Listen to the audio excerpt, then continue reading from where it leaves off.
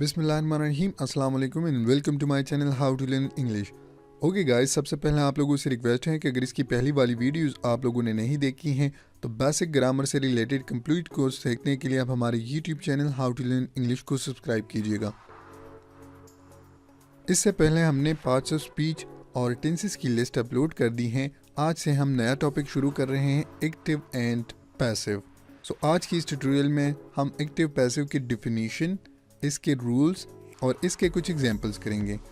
सबसे पहले हमारे पास एक्टिव वॉइस और एक्टिव सेंटेंसेस।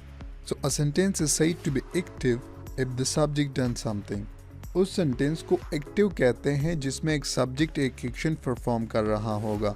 नॉर्मली हमारे पास एक्टिव वॉइस का यूज़ या एक्टिव सेंटेंसेस का यूज़ होता है किसी भी लैंग्वेज में। एग्जांपल को आप लोग देख लें, आई रीड अ बुक, मैं एक किताब पढ़ता हूँ। अब आई जो है ये हमारे पास सब्जेक्ट है, रीड वर्ब है, अब बुक जो है ये हमारे पास ऑब्जेक्ट है। सो आई रीड अ बुक, मैं एक किताब पढ़ता हूँ, ये हमारे पास एक्टिव वॉइस की एग्जांपल है। पैसिव की डिफिनीशन कुछ इस तरह से है कि sentence is said to be passive if the subject of the sentence is acted by the verb. उन सेंटेंसेस को पैसिव कहते हैं जिसमें वर्ब के ज़रिए से एक सब्जेक्ट पर एक्शन हो रहा होता है। एग्जाम्पल को आप लोग देख लो, a book is read by me. अब एग्जाम्पल में हमारे पास अ बुक जो है ये ऑब्जेक्ट है, जिसमें हेल्पिंग वर्ब का यूज़ हुआ है रीड बाय मी, मैं एक किताब पढ़ता हूँ। ये हमारे पास एक्टिव है, मैं एक किताब पढ़ता हूँ, मेरे ज़रिए से एक किताब पढ़ा जाता है। एक्टिव में हमारे पास सब्जेक्ट एक एक्शन परफॉर्म कर रहा होता है और पैसिव में वर्ब के ज़रिए से सब्जेक्ट पर अमल होता है, तो इसे हम पैसिव सेंटेंसेस कहते हैं। ओके, इसके रूल्स के बारे में पढ़ते हैं। सबसे पहला रूल, जब हम किसी एक्टिव सेंटेंसेस को पैसिव में चेंज करेंगे तो उसके लिए हमारे पास रूल ये होगा कि bring the object into the place of a subject and put the subject into the place of an object। आप लोगों ने करना क्या है कि सब्जेक्ट को ऑब्जेक्ट की जगह पर, ऑब्जेक्ट को सब्जेक्ट की जगह पर लगा देना है। दूसरा रूल हमारे पास ये है कि use the suitable helping verb after the subject. मतलब इसका ये है कि अगर हमारे पास सिंगुलर नाउन होगा तो हमने सिंगुलर हेल्पिंग वर्ब का यूज़ करना है, और अगर हमारे पास प्लूरल नाउन या प्रोनाउन होगा तो हमने प्लूरल हेल्पिंग वर्ब का यूज़ करना है। तीसरा रूल हमारे पास ये है कि after the helping verb third form of the verb will be used.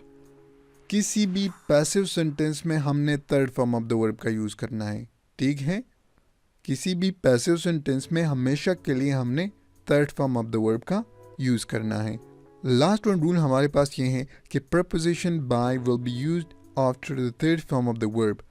Verb के तीसरे फॉर्म के बाद हमने प्रपोजिशन बाय का यूज़ करना है और फिर वही सब्जेक्ट जिसको हमने ऑब्जेक्ट बनाना है वो हमारे पास ऑब्जेक्टिव केस में लग जाएगा।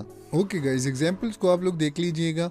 एक्टिव सेंटेंसेस और पैसिव सेंटेंसेस, एक्टिव वॉइस और पैसिव वॉइस। हमारे पास एक एग्जांपल है कि आई ईट एन एप्पल। ये प्रेजेंट इंडेफिनिट टेंस का एक सेंटेंस है, आई eat an Apple.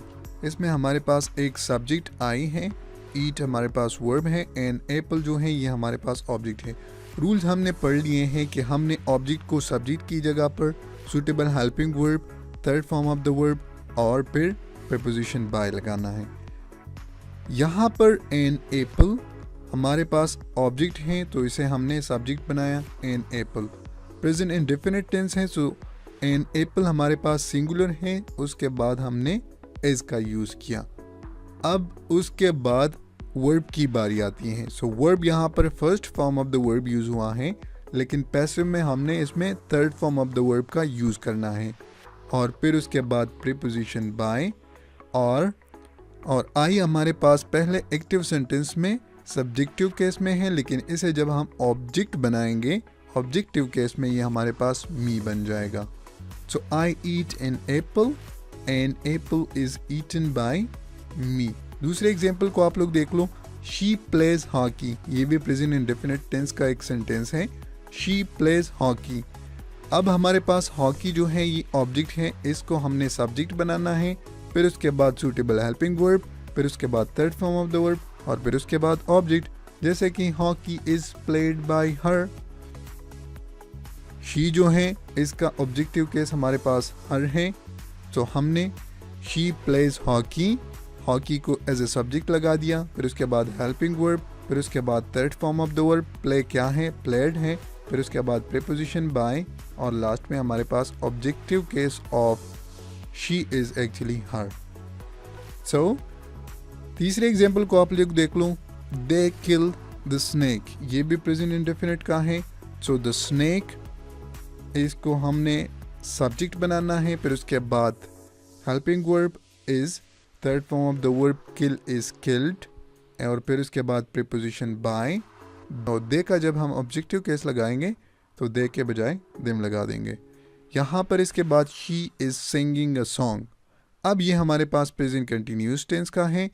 So a song as a subject लगाएंगे, रूल्स वही रहेंगे, सब्जेक्ट को ऑब्जेक्ट की जगह पर, ऑब्जेक्ट को सब्जेक्ट की जगह पर, सूटेबल हेल्पिंग वर्ब, वर्ब की तीसरी फॉर्म, फिर उसके बाद प्रीपोजिशन बाय, जैसे कि a song is being sung by हर। अब इसके बाद हमने एक एक टेंस की सीरीज अपलोड कर दी है कि कौन कौन से टेंस में कौन कौन से हेल्पिंग वर्ब का यूज़ करना है और किस तरह से करना है।